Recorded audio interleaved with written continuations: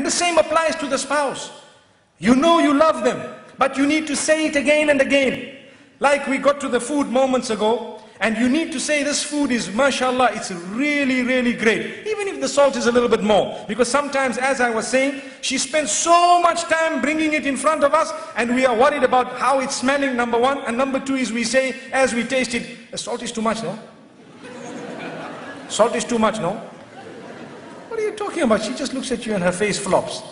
I've been at it for 3 hours here, 4 hours. I've been busy with this for so many months. And what is she going to say? Next time I'll try a bit better, a bit harder. That's if she's a good woman. If not, she'll say, never going to cook this again. Typical. It's typical. Never going to cook this again. And if you have someone who's very witty, the next time there's salt to be put in, I'll call you to put it. So we need to praise the cooking of our wives. We need to praise their dress code, especially. For example, I can let you know something that has worked for some people.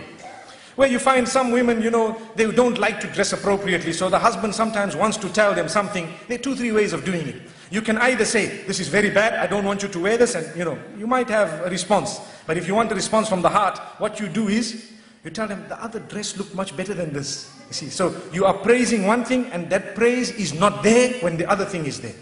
So you have told them in a way that this is what I really love. And go beyond the limits in praise. That's your wife, don't worry. You can say whatever you want to. MashaAllah, in terms of goodness. Like the food, when you eat, even if it is a little bit this way, that way, just praise it, MashaAllah. See what it is. Praise the effort at least, MashaAllah, you know. Let me tell you what has happened once. They say the Imam in the masjid said, in fact, 2 things have come to my mind.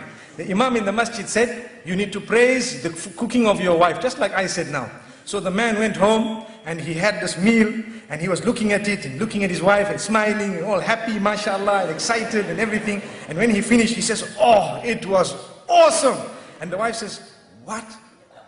I've been cooking for you for 21 years, you never said that.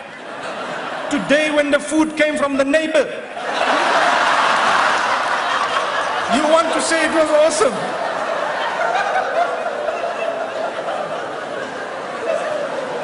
So he says, oh, I'm sorry about that, I didn't know.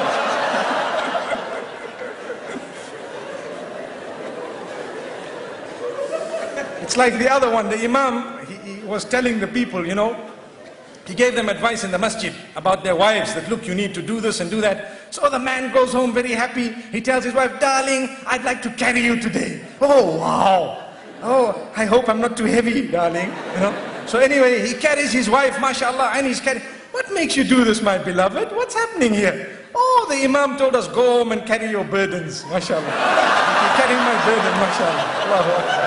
Allahu Akbar. Allahu Akbar.